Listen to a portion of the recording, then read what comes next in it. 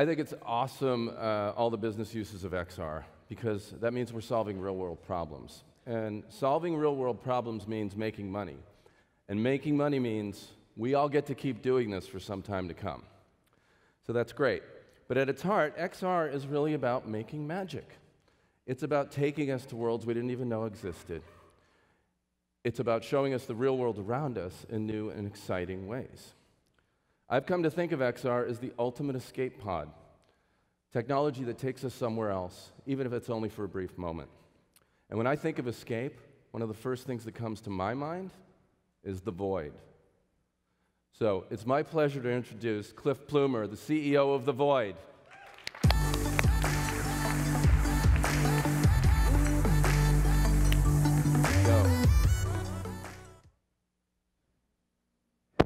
Good morning. A person sitting in a swivel chair wearing an HMD tethered to a computer is really not that compelling. Being a Ghostbuster is compelling. So this is the first experience that we made available commercially at The Void about a year ago. Simply, you're a Ghostbuster. Everybody grows up wanting to be a Ghostbuster. This is a compelling experience. Our guests are immersed in the world. They're interacting with the world. They're interacting with characters in the world. Much different than just sitting in a swivel chair. So how do we do this? So we take a virtual world and we map it over a physical world, and we integrate, as you see in this video, a lot of 4D effects. With every experience that we design, we want it to be multi-sensory. VR is not just about sight and sound. So in our experiences, touch is very important. You see your hands, you pick up devices, you pick up weapons that you interact with in these experiences. You share them with the people that you're going through with. In Ghostbusters, you engage ghosts.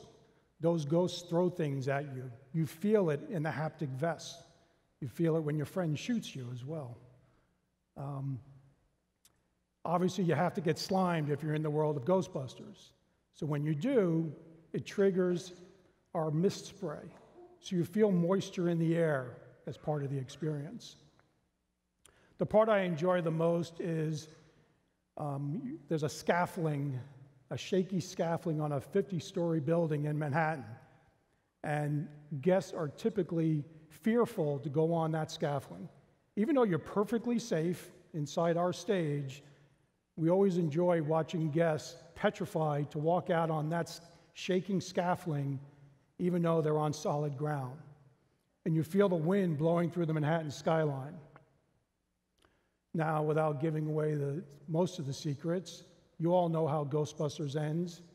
Stay Puft is destroying Manhattan, so we have to rescue Manhattan. So as a team, you have to work together to blow up Stay Puft. When you do, you smell burnt marshmallow. So again, we're triggering all those senses as part of our experience that has our guests just fully immersed in the experience. The other important aspect is making it social. This isn't about just an individual experience. Our most fondest memories are those we have with family and friends. VR is no different. So we really work up the social aspect in our experiences so groups of people have fun together. And you have to be untethered. You really want to have the freedom to move around. John said earlier, mobility is a big aspect to the growth of VR. And in all of our experiences, our guests have the freedom to move around that virtual world and engage it. We have another experience where you have to pick up a torch and light your way through a Mayan ruin.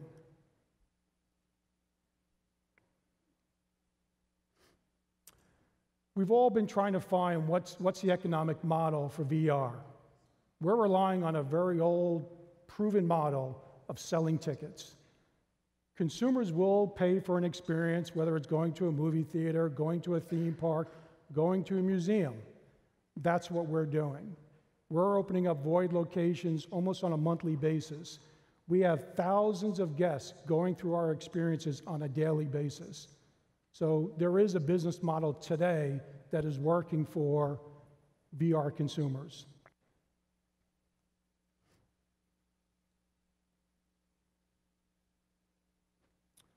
Again, remember the guy in the swivel chair? This is a better response.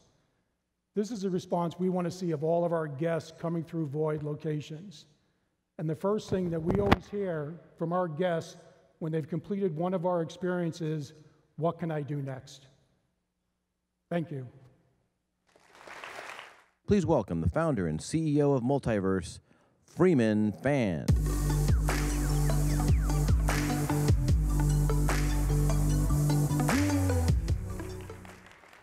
Hello, everyone.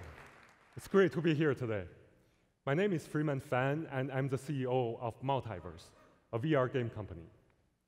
Our team got together in 2015 and has since grown to include 30 people with a very wide background in games and VR, from studios like Disney and Riot. I myself started my time in VR as one of the first members of the team at WeVR creating the Blue.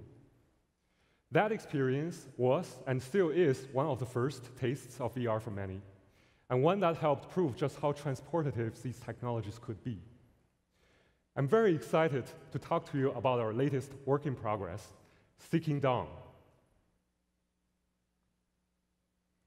Seeking Dawn is a sprawling sci-fi game set on an alien world where the player has to fight for survival. We're looking to bring many of the mechanics of hugely popular sci-fi games into VR. Many hours of gameplay, exploration, survival, crafting, but taking advantage of many of the things that make VR special.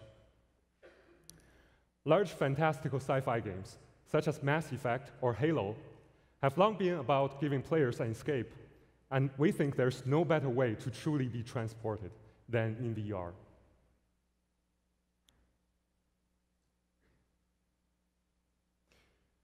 At the same time, many traditional gameplay conventions aren't completely translatable to the environment and controls of VR. How do we move in room scale without teleportation, breaking potential gameplay mechanics? How do we provide players with a feeling of agility without worrying about motion sickness? We know we can make a conventional game in VR be more immersive, but can we make it as fun? There's a lot to learn about how it can be done. One of the things we're working on is sense of presence through body awareness. As we've learned from many games, hands help create a better sense of presence. Floating hands became a norm for VR because modeling arms and getting that feel of connectivity to the body is hard. As you can see, we've had quite a few failed attempts before getting it to work. But when you get that IK rigging right, lifting a gun to aim down the sights and pulling the trigger with your fingers becomes that much more real. We're also working on mechanics that engage your fingers, hands, and arms, like climbing on the back of a giant enemy mech, or even grabbing your energy shield just in time to deflect an incoming grenade back at your enemy.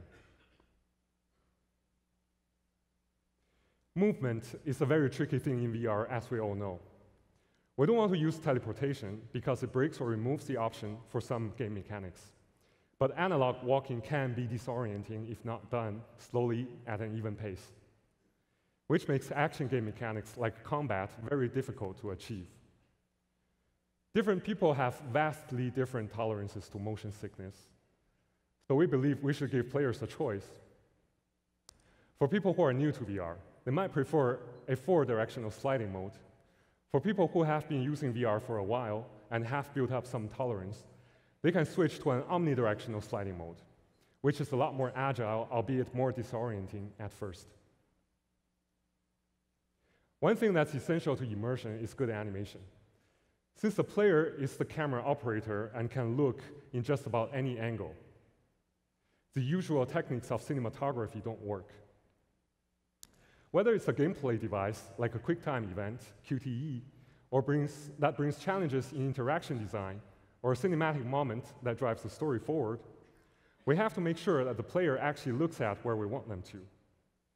We've learned that we have to work with layout, props, movement, and sound to draw the player's gaze to the important actions. We are experimenting with a lot of things and having fun, both failing and succeeding. We're still learning, but are very excited to be getting closer to truly transporting players to the alternate reality of other worlds. Yes, traditional games can do this to a certain degree, but no matter how great the game looks, you're still sitting on your couch merely looking through a window. Now, put on a headset. The impact of that content is multiplied tenfold when the experience is well designed for VR. And now you aren't just looking through the window. You're stepping through the door. Thank you. Please welcome the CEO of Baobab, Maureen Fan.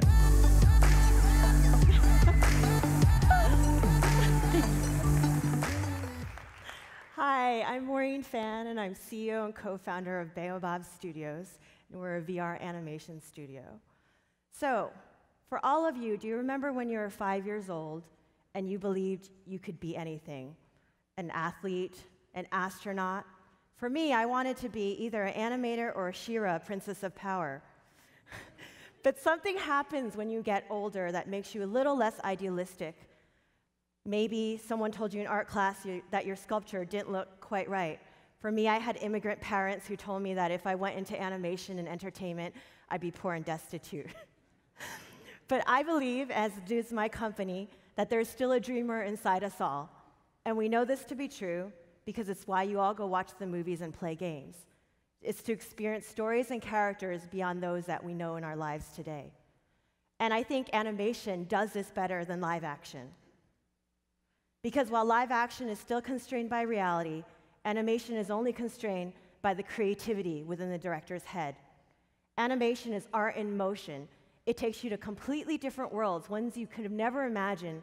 It makes you believe they're so real that you think you could reach out and touch it. Now, everything I just said takes you to a new world and makes it feel real. That's also the definition of virtual reality, which is why we think animation and VR were made for each other. And the mission of our company is ultimately to bring that 5-year-old in you back out, to inspire you to dream by bringing out your sense of wonder. And we believe that VR can do this in a way that previous mediums don't allow for. So why is that? The reason is because storytelling is all about getting you to feel emotional experiences by getting you to care about these characters that are on the screen. If you didn't care about the characters, you wouldn't want to see what happens to them, right? You want them to fail, or if you want them to succeed. Now, VR allows you to care about these characters in a way that you wouldn't be able to in a lot of previous mediums. So I'm going to go through some of the experiences that we've created and what we've learned from them about characters in particular. So, how many of you guys have seen Invasion? Thank you. We just found out we won an Emmy on Friday night, so I'm really proud of that. So this is Chloe, and she's our little bunny, and she stole the show because originally it was just all about the 2 aliens. But people, when she came up to you and tried to sniff at you right here, people started trying to wave at her, they started petting her, they started getting on the ground like right here, and starting to play with her, sure that she was reacting to them.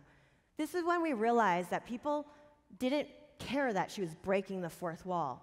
They felt that she was real. Something in your reptile brain makes you believe that she is real, to the point where when she's hanging out behind you, cowering behind you while those aliens are pointing their lasers at you, people said, I can feel her breath on my shoulder, which was just the air conditioning, but I can feel her breath on the shoulder, and I need to protect her because I love her.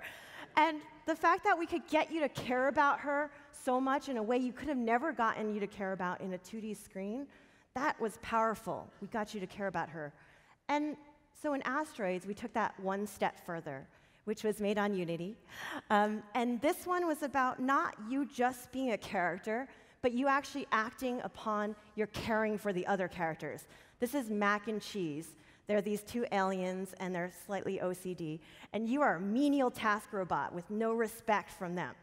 And if you help them throughout the experience, your relationship starts to change with them, and you can actually act upon your empathy, which is the word we like to call compassion. But we want to take that a step even further. And in our last piece that we just premiered at Tribeca Film Festival just a few days ago, it's called Rainbow Crow, we really want to explore you, the viewer, as someone that the other characters can't see, but you have influence and impact on the environment and the world around you. So you can actually manipulate the world and affect how those characters live and their own livelihoods. I'm going to show you a quick clip of Rainbow Crow, and this is a trailer. Legend from the Lenape tribe. Now, we at Baobab are retelling this ancient story of selflessness and service, and we're telling it in a brand new way in VR. Long ago, in a time before humans walked the face of the earth, the world was always sunny and warm, and the forest animals lived happily and without worry. But then one day the snow came. The animals were no longer happy, and they began to worry that they would freeze to death in this increasingly frigid world. What they needed was a hero. What they needed was Rainbow Crow. What they needed is John Legend, who plays the voice of Rainbow Crow and also the producer, executive producer of this piece. Now you see the artwork around here. The other thing we want to try out in VR, instead of having these hard edges, which are oftentimes used in VR, to create a soft storybook-like feel where you feel like you're actually walking inside a dream or in a storybook, and we were able to achieve this through shaders that we created within Unity. So, oftentimes I get asked, do you create games or do you create films?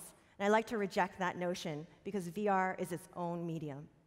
So, if you think of the analogy of a little girl crying on a park bench, imagine she's crying, she's too young to be by herself. You see that in a film, you feel really bad for her, but you're not going to get out of your seat and do something about it. Now, if it's in a game, you'll talk to her because you want to maybe win, get to the next level, get some information, or be a hero. Sometimes it's very ego-driven. Now, if it's in real life and you see her crying, hopefully, if you're a good person, you'll want to go talk to her because you genuinely care about her and wanting to make sure she's okay. So with VR, in this new medium, our vision is, can we have the empathy of film, the agency of games, but the motivation of real life, where you are acting because you actually care about these characters. You're doing something about it, not because you're trying to win, it's not because of your ego, but because you genuinely care about these other characters. And I'm really excited about achieving this vision. We've only scratched the surface, and I encourage all of you out there to break all the rules. Because if anyone tells you you can't do something, you can do it, because there's a dreamer inside you all, and you have so much more potential within you than you realize. Thank you.